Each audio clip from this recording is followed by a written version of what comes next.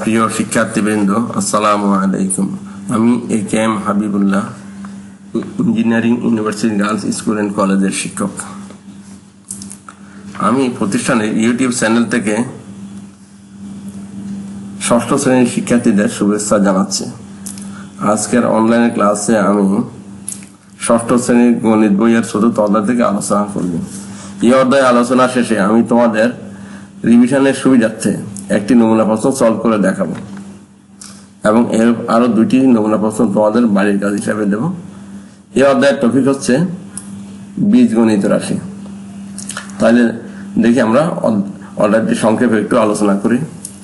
বীজগণিত রাশি হলো যেসব সংখ্যা ব্যবহার করবো বা যে প্রতীকগুলি ব্যবহার করবো সবগুলি ইংরেজি বর্ণমালার। তো প্রথমে দেখি আমরা বীজগণিতের প্রতীক। বীজগণিতে ব্যবহৃত সংখ্যা প্রতীক বা অঙ্কগুলো 1 2 3 4 5 6 7 8 9 0 যেরকম আমরা পাটিগণিতে ব্যবহার করেছিলাম এগুলিকে 1 2 3 4 5 6 7 8 9 0 এগুলো বীজগণিতের ক্ষেত্রে আমরা এখন ইংরেজি বর্ণগুলি আমরা ব্যবহার করি।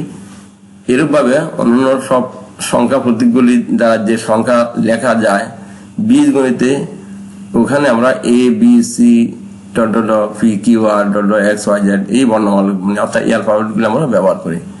এই অক্ষরগুলি দ্বারা জানা অজানা অনেক সংখ্যা বা রাশিকে প্রকাশ করে। তারপর আমরা দেখি চলক। বীজগণিতে যে চলকগুলি ব্যবহার করা হয় এই চলকগুলি হলো এগুলির মান পরিবর্তিত হয়। তো বীজগণিতে কোনো অজ্ঞাত রাশি অথবা অক্ষর প্রতীককে চলক বলে। যেমন এক্স একটি চলক। এই অক্ষর প্রতীক এক্স এর মান 5 অথবা 10 অথবা যে কোনো সংখ্যা হতে পারে, অর্থাৎ x = 0, x = 5, x = -3 এরকম যে কোনো সংখ্যা হতে পারে। চলক হিসাবে x এর পরিবর্তে y অথবা অন্য কোনো প্রতীক ব্যবহার করা যায়। তারপর দেখি আমরা সহগ। সহগ হলো কোনো এক পদী রাশিতে চলকের পরিবর্তে যখন কোনো সংখ্যা চলকের সাথে যখন কোনো সংখ্যা গুণক হিসাবে যুক্ত থাকে তখন ওই গুণককে রাশিটির সাংখ্যিক সহগ অথবা সহগ বলা হয়। যেমন 3x 5y 8xy 9a ইত্যাদি এক পদী রাশি। এবং এখানে দেখা যায় 3 এর সহগ x বা x এর সহগ 3, y এর সহগ 5, xy এর সহগ 8। এখানে যদি আমরা x এর সহগ বলি তাহলে 8y হবে, y এর সহগ 8x হবে, আবার a সহগ 9 এর সহগ a, অর্থাৎ এর সাথে যেটা ওইটার সহগ। এবার আমরা আসি সূচক। কোন রাশিতে একই উৎপাদক যতবার গুণ আকারে থাকে সেই সংখ্যাকে উৎপাদকটির সূচক এবং উৎপাদকটিকে বৃত্তি বলা হয়। যেমন 8 = 2 × 2 × 2 অর্থাৎ 2 কিউব। তাই এখানে 2 হচ্ছে বৃত্তি এবং 3 হচ্ছে উৎপাদকটির সূচক। অন্যভাবে লেখা যায় a³ × a⁵ = 3 + 5 = a⁸। এখন এ হচ্ছে বৃত্তি আর এটা হলো সূচক। এখানে যখন গুণ আকারে থাকে তখন আমরা পাওয়ারগুলিকে যোগ করি, আর ভাগ হিসাবে থাকলে প্রথমটা পাওয়ার থেকে পরেরটা পাওয়ার আমরা বিয়োগ করে দিই। যদি আমরা a³ ভাগ a⁵ থাকতো তাহলে a⁵ - 5 অর্থাৎ a⁻² হইতো। তো যাই হোক ওই ধরনের ওইটা একটু উপর ক্লাসে বেশি কাজে লাগবে। কোন সংখ্যার ঘাত বা শক্তি 1 হলে, অর্থাৎ ঘাত বা শক্তি আমরা সূচক বলি, তখন ওই সংখ্যাটির সূচক 1 লেখা হয় না।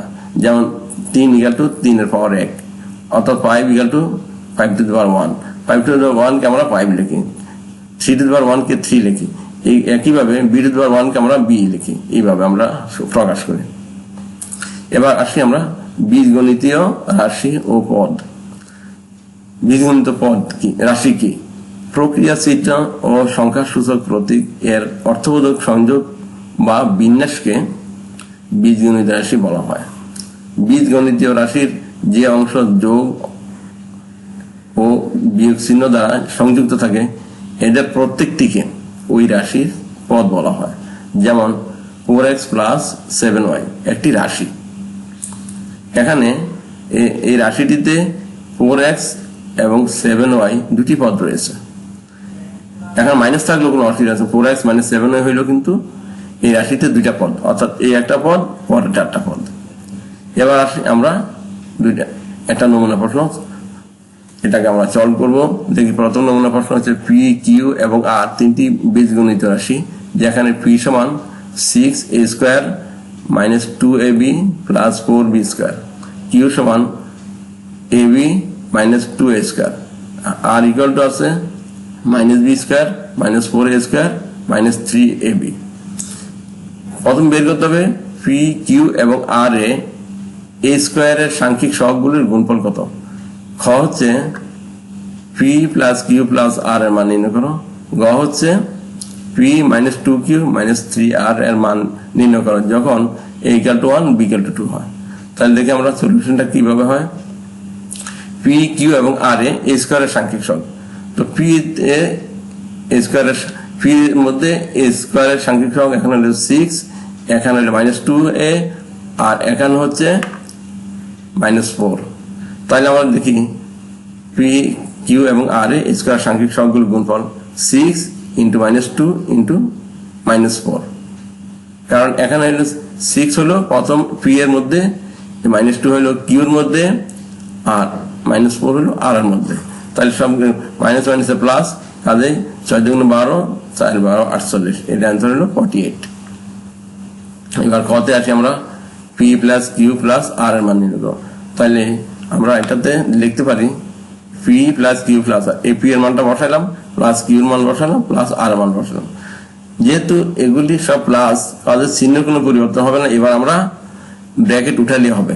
তো ব্র্যাকেট উঠালে এটা হবে 6a² - 2ab + 4b², এটা হবে ab - 2a², এটা হবে -b² - 4a² - 3ab, অর্থাৎ এখানে চিহ্নের কোনো পরিবর্তন হবে না। এবার আমরা a² গুলি একদিকে আনি, 2ab গুলি এবং b² গুলো আলাদা আলাদা ভাবে সাজাই নিই। তাহলে দেখি 6a² থেকে -2a² - 4a², তাহলে 2a² - 4a² হলো 6a², তাহলে 6a² থেকে গেলে a² বাদ হয়ে গেল, অর্থাৎ a² আর থাকছে না। আর -2ab + ab - 3ab, তাহলে হচ্ছে -5ab থেকে +4ab থাকবে, তাহলে -4ab থাকবে। তারপরে দেখি আমরা 4b² থেকে একটা b² বাদ হয়ে যাবে, তাহলে +3b² থাকছে। এবার আমরা গ নম্বর প্রশ্ন হলো p - 2q - 3r এর মান নির্ণয় করবো যখন a = 1 b = 2 হবে। আগে আমরা এটাকে সলভ করি। তো আমরা মানগুলো বসাই দিই p - 2q - 3r, তাহলে এই হলো p এর মান, -2 × এটা হলো q এর মান, -3 × এটা হলো r মান। এবার আমরা ব্র্যাকেটটা উঠে দিই, এটাকে প্লাস দিয়ে গুণ দিলে এটা তাই থাকবে, 6a² - 2ab + 4b²। এবার এটাকে যখন আমরা -2 দিয়ে গুণ করবো, তো -2 আর এখানে প্লাস, তো -2ab হবে, এটা -2ab হচ্ছে, আর মাইনাস মাইনাস প্লাস 4a² হচ্ছে, এটা হলো 4a² হচ্ছে। এবার এখানে মাইনাস, এটা মাইনাস, এখন সবগুলি মাইনাস প্লাস হয়ে যাবে। এই যে মাইনাসের কারণে এই মাইনাস সবগুলি প্লাস হয়ে যাবে। তো এটা 3b², এটা হলো প্লাস 3 × 4 = 12a², 12a² হলো প্লাস 3 × 3 = 9, 9ab হলো। এবার a² গুলি আগে নেই, 6a² + 4a² + 12a², a² গুলি আগে নিলাম। এরপর 2ab - 2ab - 2ab, আর এটা হলো +9ab, আর b² হলো এখানে +4b², আর এখানে হচ্ছে +3b²। এবার একসাথে আলাদা ভাবে সাজিয়ে লিখলাম। তাহলে a² 6টা 4টা 10টা 10টা 12টা 22টা a² হয়ে গেল। আর ab হবে -2ab - 2ab + 9, তাহলে -4 আর +9, অর্থাৎ +5ab হবে। আর b² হবে 4টা 3টা 7টা, তো 7b²। এবার আমরা এর মান বসাবো, যেহেতু এর মান আছে 1, b-র মান 2, কাজে আমার এর মান 1² হবে, 5 × 1 × 2, আর 7 × 2² তাহলে আমরা দেখি 1 এর স্কয়ার দিলে 1, আচ্ছা 22, আর এটাকে মাল্টিপ্লাই করলে হবে 10। এটা হলে যেহেতু স্কয়ার, তাহলে হইলো 4 4 4 7 28, তো সবগুলি যোগ করলে আমরা হয় 60। কাজে আমাদের এটা অ্যান্সার হয়ে গেল। এবার আমরা তোমাদের জন্য বাড়ির কাজ হিসাবে দুইটা প্রবলেম দিয়ে দিলাম।